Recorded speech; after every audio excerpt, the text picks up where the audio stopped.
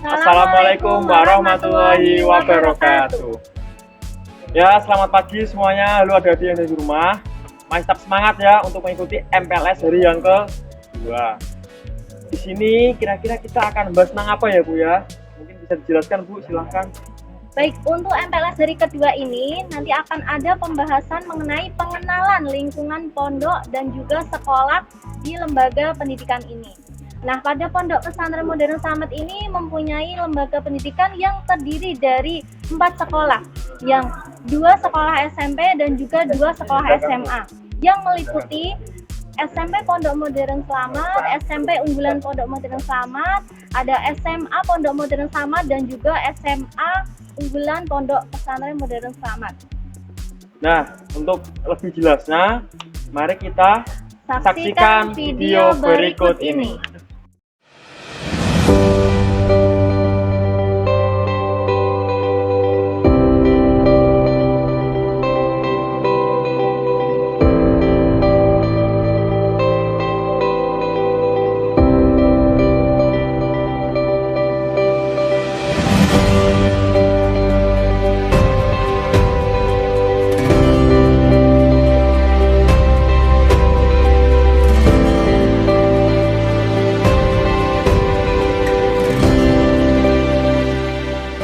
Assalamualaikum warahmatullahi wabarakatuh.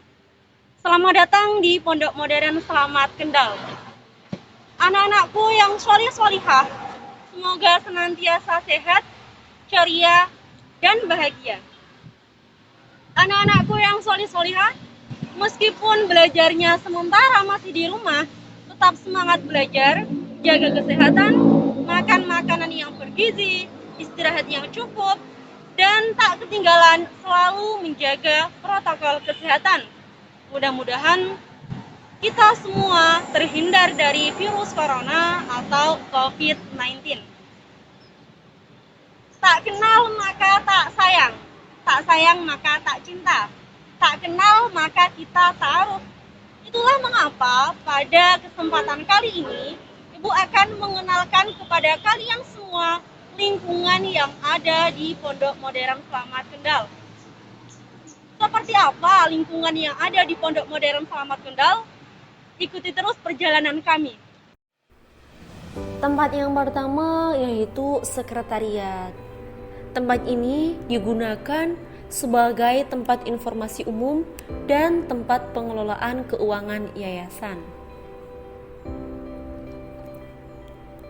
Selanjutnya yaitu Sri Rahayu. Pasti kalian asing bukan? Belum pernah mendengarnya?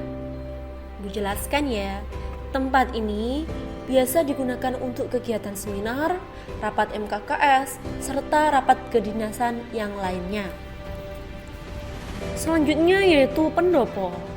Nah, di tempat ini biasa digunakan untuk rapat Bapak Ibu pengelola serta tempat berkumpulnya keluarga besar Yayasan Wakaf Slamet Rahayu.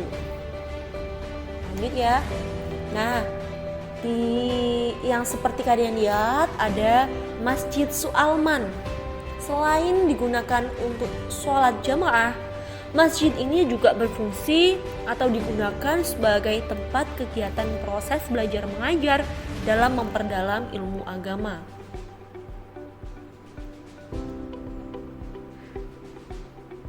Selanjutnya yaitu ada temu kangen. Pasti kalian sering mendengar kata temu kangen. Berbeda ya. Kalau di sini temu kangen digunakan untuk tempat PBDB atau penerimaan peserta didik baru sebelum musim pandemi. Yang terakhir yaitu aula. Seperti yang sudah kalian lihat, sungguh luas bukan? Nah, aula ini biasa digunakan untuk olahraga indoor serta kegiatan keagamaan yang lain. Selanjutnya Ibu akan mengenalkan ke kalian semua, anak-anakku yang sholih-sholihah, lingkungan sekolah. Nah, seperti apa sekolah yang akan kalian tempati di sini? Bisa simak video berikut.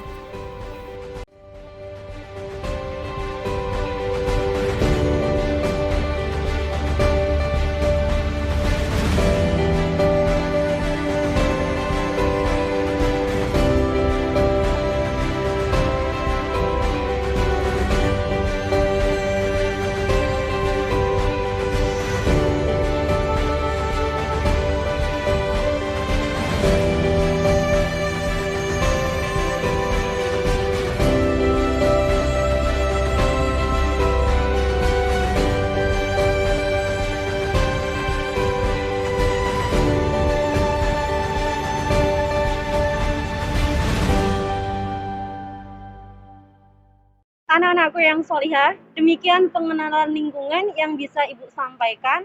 Setelah ini akan dilanjutkan pengenalan lingkungan yang lain oleh Bu Silmi. Apabila ada salah kata dan kekurangan, Ibu mohon maaf yang sebesar-besarnya.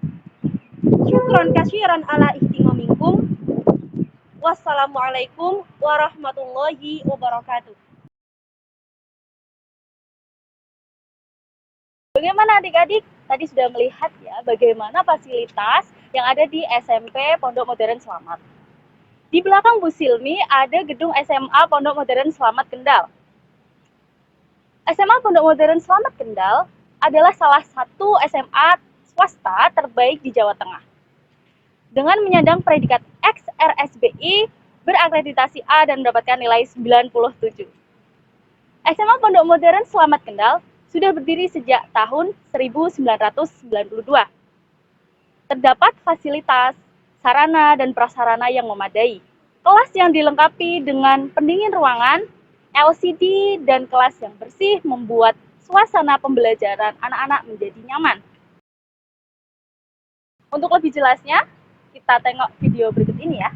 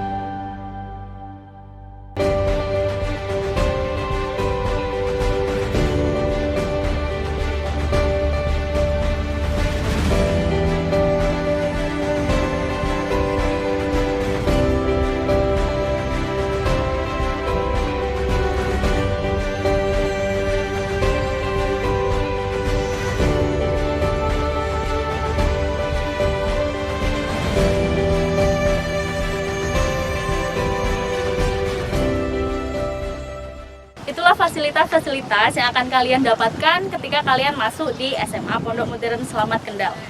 Kemudian kalian akan melihat fasilitas-fasilitas apa saja yang akan kalian dapatkan di SMA unggulan. Check it out. Setelah membahas SMA Pondok Modern Slamet Kendal, mari kita beranjak ke SMA unggulan Pondok Modern Slamet Kendal. Dan gedung ini adalah gedung SMA unggulan Pondok Modern Slamet Kendal yang juga telah terakreditasi A. Lalu bagaimana fasilitas dan suasana yang ada di dalamnya?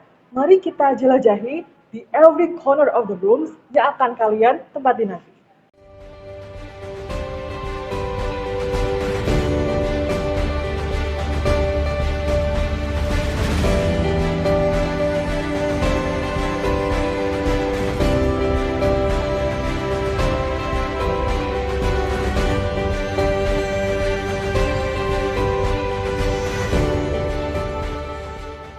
Baik, itulah fasilitas dan suasana yang ada di SMA unggulan Pondok Modern Slamet Kendal yang akan memudahkan setiap aktivitas kalian ditemani dengan guru dan teman yang menyenangkan. Selanjutnya, kita akan membahas lebih dalam mengenai SMP unggulan Pondok Modern Slamet Kendal dan juga Asrama Putra.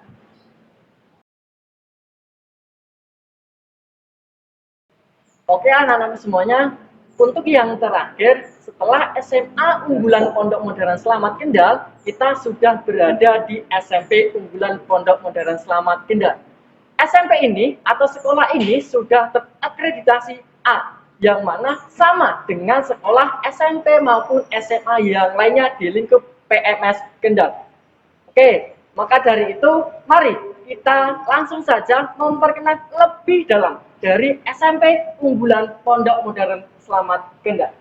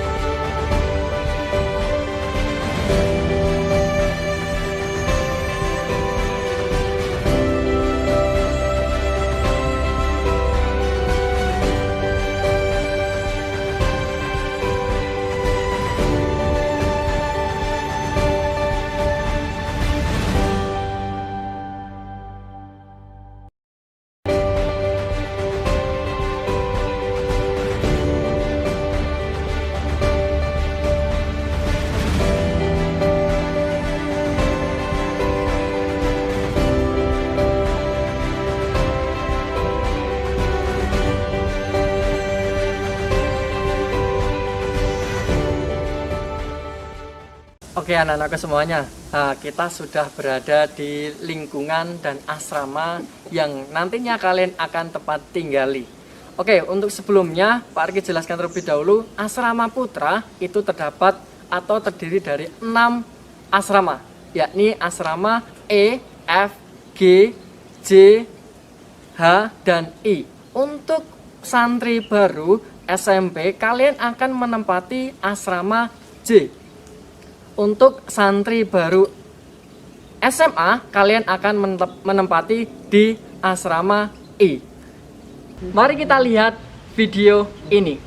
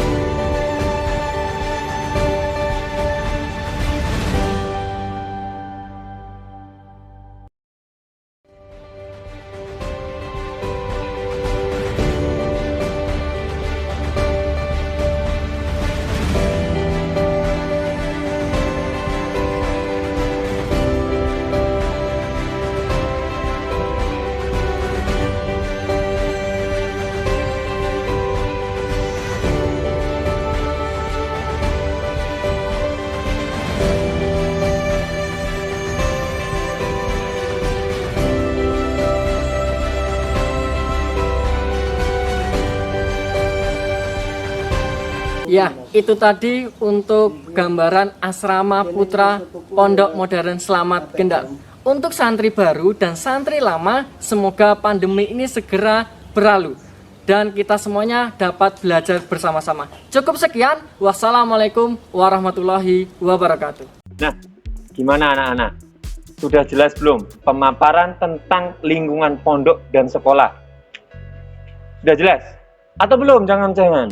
Nah, kalau ada yang belum jelas, silahkan kalian bisa playback, putar ulang video yang tadi, supaya kalian bisa jelas. Oke, setelah ini akan ada materi lagi. Coba, bisa Bu Rina jelaskan, materi setelah ini apa, Bu? Baik, untuk materi MPLS setelah ini itu ada wawasan Wiyata Mandala, yang dimana wawasan Wiyata Mandala itu diharapkan supaya santriwan santriwati Pondok Pesantren Modern Selamat yang ada di rumah mampu berperan aktif untuk meningkatkan fungsi sekolah sebagai lingkungan pendidikan. Nah, betul. Jangan lupa siapkan buku dan alat tulis untuk mencatat hal-hal penting di dalamnya. Kali ini wawasan Wiyata Mandala disampaikan oleh siapa, Bu? Wawasan Wiyata Mandala akan disampaikan oleh Bu Fitri dan Bu Septi. Untuk lebih jelasnya lagi, mari kita saksikan paparan tentang wawasan Wiyata Mandala berikut ini.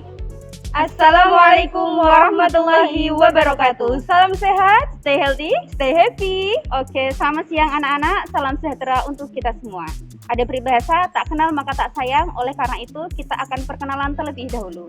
Perkenalkan, nama saya Bu Septi.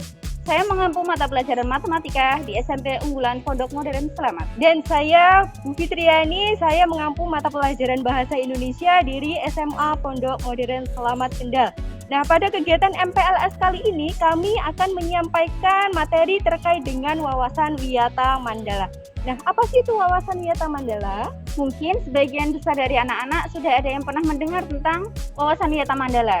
Nah, pada kesempatan kali ini kita akan mengulas lebih dalam apa sih itu wawasan Wiyata Mandala. Bagi anak-anak yang belum mengetahui apa itu wawasan Wiyata Mandala, kita bisa belajar bersama pada kesempatan kali ini. Nah, baik. Wawasan Wiyata Mandala adalah suatu pandangan ya terkait dengan menghargai dan juga bertanggung jawab terhadap lingkungan sekolah maupun lingkungan pondok pesantren.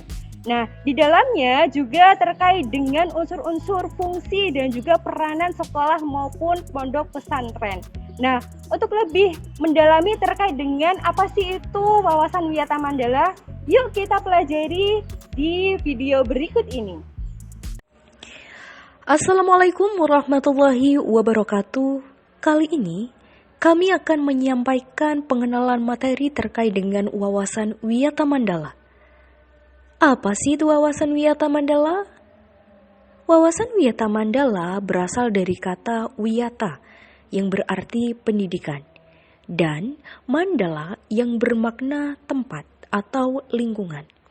Wiyata Mandala adalah sikap menghargai dan bertanggung jawab terhadap lingkungan sekolah sebagai tempat menuntut ilmu pengetahuan. Wawasan Wiyata Mandala adalah suatu gagasan yang bersanggupan bahwa fungsi sekolah sebagai lingkungan pendidikan. Hal ini berarti bahwa sekolah berfungsi untuk mendidik, mengajar, dan melatih. Dengan demikian, hendaknya jangan dipergunakan kegiatan di luar tujuan pendidikan. Tujuan wawasan Wiyata Mandala adalah diharapkan seluruh siswa dapat berperan aktif dalam meningkatkan fungsi sekolah sebagai lingkungan pendidikan. Mengingat siswa berada di lingkungan pesantren, maka kegiatan siswa tidak hanya berpusat di sekolah saja, melainkan wajib mengikuti kegiatan di asrama maupun kegiatan keagamaan dengan segenap tata tertib dan peraturan yang berlaku. Komponen-komponen penting dalam Wiyata Mandala. Yang pertama, peran kepala sekolah. Kepala sekolah berwenang dan bertanggung jawab penuh terhadap penyelenggaraan pendidikan di lingkungan sekolah. Kepala sekolah dihormati dan berwibawa. Artinya, siapapun yang berkepentingan dengan sekolah harus melalui kepala sekolah. Kepala sekolah melaksanakan program-program yang telah disusun bersama komite sekolah, menyelenggarakan musyawarah sekolah yang melibatkan pendidik, OSIS, komite sekolah, tokoh masyarakat, dan pihak keamanan setempat, menertibkan lingkungan sekolah baik yang berbentuk peraturan atau tata tertib. Yang kedua, peran guru. Guru berperan menjunjung tinggi martabat dan citra guru dengan sikap dan tingkah laku, menjadi teladan di masyarakat. Guru mampu memimpin baik di lingkungan sekolah maupun di luar lingkungan sekolah. Guru dipercaya oleh diri sendiri dan warga sekolah. 3. Peran sivitas akademika. Tata usaha sekolah harus mendukung kepentingan administrasi dalam rangka proses belajar mengajar di sekolah. Perangkat sekolah yang lain seperti pegawai, satpam, tukang kebun, piket, dan lain-lain harus melaksanakan hak dan kewajibannya sesuai bidang tugas masing-masing. Semua warga sekolah menjalin rasa persaudaraan demi kenyamanan warga sekolah. Keempat, peran murid. Menaati tata tertib yang berlaku di sekolah tanpa terkecuali. Hormat dan sopan kepada guru dan warga sekolah yang lain. Belajar yang tekun. Menyelesaikan tugas yang diberikan oleh guru. Menjaga dan memelihara fasilitas belajar dan mengajar. Yang kelima, peran masyarakat sekitar. Mendukung program dan kebijakan sekolah dalam rangka kemajuan proses belajar mengajar, memberi saran dalam pemajuan proses belajar dan mengajar, ikut menjaga keamanan lingkungan sekolah, dan mengadakan kerjasama dengan pihak sekolah melalui komite sekolah. Sekolah merupakan tempat penyelenggaraan proses belajar mengajar, menanamkan dan mengembangkan berbagai nilai, ilmu pengetahuan, teknologi, dan keterampilan. Sekolah merupakan lembaga pendidikan formal tempat berlangsungnya PBM untuk membina dan mengembangkan pertama, ilmu pengetahuan dan teknologi. 2. Pandangan hidup atau kepribadian. 3. Hubungan antara manusia dengan lingkungan atau manusia dengan Tuhannya. Dan yang keempat, kemampuan berkarya.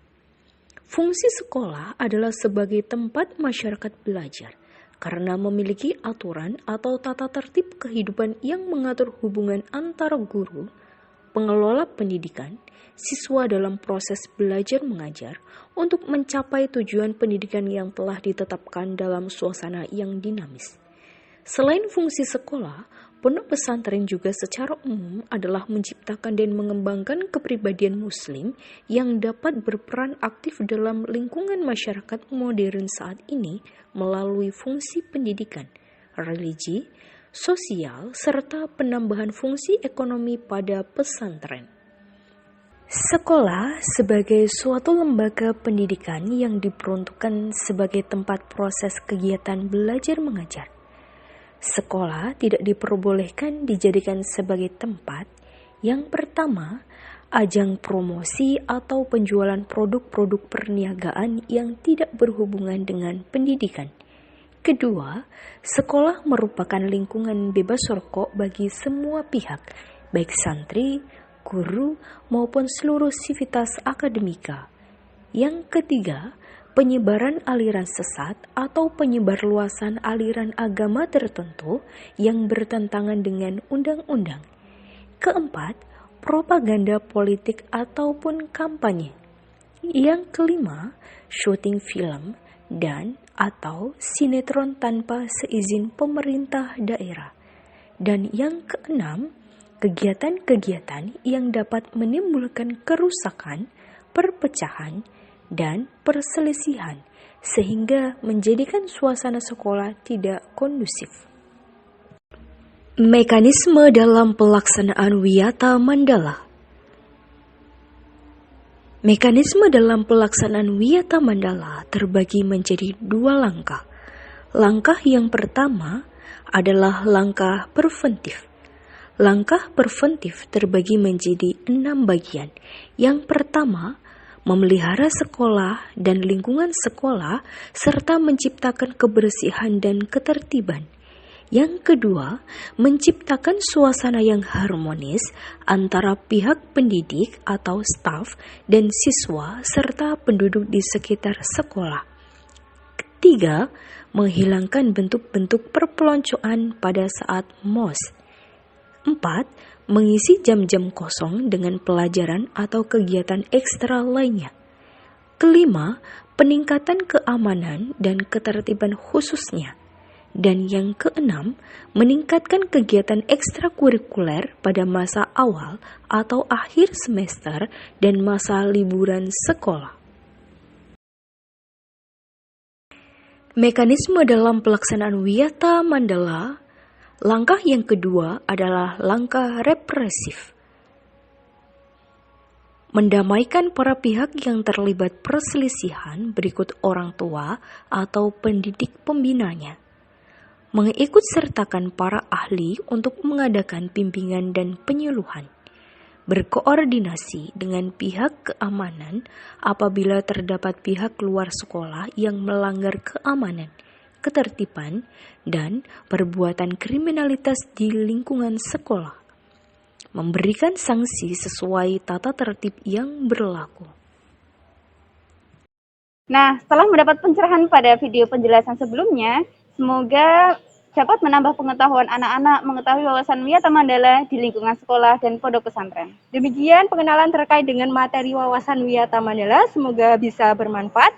Harapannya semoga pandemi ini segera berakhir dan kami tunggu kehadiran kalian di Pondok Modern Selamat Kendal. Terima kasih, salam sehat, stay healthy, stay happy. Wassalamualaikum warahmatullahi wabarakatuh. Adik-adik, tadi kita sudah membahas tentang wawasan Wiyata Mandala. Kira-kira untuk selanjutnya kita akan membahas tentang apa ya, Bu? Baik Bapak, adik-adik yang ada di rumah, materi selanjutnya kita akan bahas mengenai pengenalan lingkungan madrasah. Jadi perlu adik-adik semua ketahui bahwa selain pendidikan formal, Pondok Modern Selamat juga memberikan pelayanan pembelajaran keagamaan atau yang kita sebut dengan madrasah diniyah, di mana nanti kalian akan banyak diajarkan tentang pengetahuan keagamaan, mempelajari kitab, tafin, tahsin, dan lain sebagainya. Oh, jadi begitu ya Bu Dwi. Betul sekali ya Bu ya. Daripada kalian makin penasaran, silahkan saksikan pemaparan berikut ini.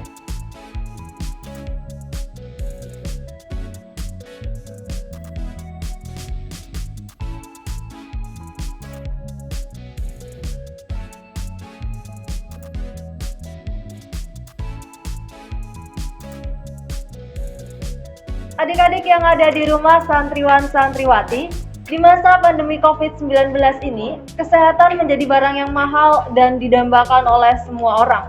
Karenanya, kita harus senantiasa menerapkan PHBS, yaitu pola hidup bersih dan sehat. Betul Ibu. Adik-adik yang ada di rumah harus senantiasa menerapkan pola hidup sehat. Kalau adik-adik tahu ya, belakangan ini fenomena yang ramai ya, itu orang berburu sehat, sampai ada berburu susu naga yang harganya melambung tinggi. Atau varian kasus COVID baru, COVID Delta, yang membuat angka kematian melonjak tajam. Nah, barang langka menjaga kesehatan menjadi salah satu kuncinya, Ibu. Benar sekali Bapak. Berbicara mengenai kesehatan, pada materi yang keempat ini kita akan banyak mengupas tentang pola hidup bersih dan sehat. Oh, bagus. Baik, langsung saja kita simak pemaparan berikut ini. Assalamualaikum warahmatullahi wabarakatuh. Salam sehat. Yang terhormat Bapak Pendiri Yayasan Wakaf Selamat Rahayu, Bapak Haji Slamet Sumadyo. Yang terhormat Ibu Pembina Yayasan Wakaf Selamat Rahayu, Ibu Hajah Sri Idayanti SEMM, dan Ibu Hajah Rahayu Ningsih SEMM. Yang terhormat Ibu Direktur Utama Ibu Hajah Sri Idayanti SEMM, yang terhormat Ibu Pimpinan Pondok Modern Selamat Ibu Hajah Rahayu Ningsih SEMM. Yang saya hormati segenap Bapak Ibu pengelola dan Kepala Bagian Pondok Modern Selamat, yang saya hormati Bapak Ibu guru serta karyawan Pondok Modern, dan tak lupa pula anak-anakku yang saya cintai dan saya banggakan. Perkenalkan, nama saya Tati Hartanti, Eskepnes. Di sini saya selaku bagian kesehatan akan memaparkan tentang perilaku hidup bersih dan sehat di lingkungan pondok. Untuk penjelasannya sebagai berikut. Sebelum kita masuk dalam materi, kita harus tahu apa sih PHBS itu. PHBS merupakan perilaku hidup bersih dan sehat. Sedangkan pengertian PHBS itu yaitu semua perilaku kesehatan yang dilakukan karena kesadaran pribadi sehingga semua anggota yang berada dalam lingkungan tersebut mampu menolong diri sendiri pada bidang kesehatan serta memiliki peran aktif dalam aktivitas masyarakat.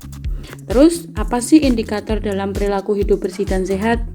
Yang pertama yaitu mencuci tangan dengan sabun dan air yang bersih. PHBS ini bertujuan untuk menjaga kebersihan pribadi dan mencegah penularan berbagai penyakit melalui tangan yang terkontaminasi kuman. Nah, di sini kita wajib mencuci tangan ya semuanya anak-anak. Karena apa? Karena dengan mencuci tangan, kuman yang ada dalam tangan kita itu bisa mati. Terus yang kedua yaitu mengkonsumsi makanan yang sehat. Perbanyaklah mengkonsumsi buah dan sayur. Kenapa? Karena buah itu banyak mengandung vitamin, sedangkan sayur itu mengandung serat dan mineral yang sangat banyak. Dari penelitian, orang yang banyak mengkonsumsi buah dan sayur itu lebih tidak mudah sakit. Terus yang ketiga yaitu menggunakan jamban yang bersih. Jamban adalah fasilitas sanitasi yang sangat penting. Karena apa? Karena berkaitan dengan pembuangan kotoran manusia secara aman, tidak mencemari lingkungan dan tidak menyebarkan penyakit. Terus yang keempat yaitu olahraga secara teratur. Olahraga itu sangat-sangat penting bagi tubuh kita. Tidak hanya sehat dengan berolahraga, olahraga pun dipercaya akan merasa lebih bahagia. Sebaiknya olahraga itu dilakukan paling tidak itu selama 30 menit setiap harinya. Terus yang kelima yaitu membuang sampah pada tempatnya. Sampah adalah salah satu sumber penyakit. Jika didiamkan berlalu-lalu atau lama-kelamaan, kuman yang ada dalam sampah itu akan tumbuh dan berkembang dan bisa menyebabkan sumber penyakit. Jadi kalian kalau berada di lingkungan asrama, di lingkungan pondok, apabila kalian membuang sampah itu harus pada tempatnya dan tidak boleh membuang sampah sembarangan. Terus yang keenam yaitu tidak merokok. Di lingkungan pondok itu tidak diperbolehkan merokok dan tidak boleh untuk usia anak-anak sekolah. Karena apa? Asap rokok itu dapat merusak kekebalan tubuh. Kebiasaan merokok itu dapat menimbulkan berbagai gangguan penyakit, khususnya infeksi paru seperti bronkitis dan pneumonia, yang memang menjadi media yang sangat penting apabila di musim pandemi ini bisa tertular sama virus corona. Terus yang ketujuh yaitu membersihkan lingkungan. Kebersihan lingkungan adalah salah satu hal yang paling penting untuk menghindari tertularnya penyakit. Lingkungan yang bersih dapat menciptakan hidup yang sehat. Nah, sekarang kalian kan hidup di lingkungan asrama. Jadi, diusahakan setiap hari itu harus membersihkan kamar, membersihkan lingkungan, dan diupayakan kamar kalian itu harus bersih. Terus selanjutnya yaitu hindari stres dan kelola stres. Di sini kenapa kok harus mengelola stres? Karena apa? Stres itu bisa meningkatkan produksi hormon kortisol. Sedangkan kalau kalian stres, pasti kekebalan tubuh pun ikut turun.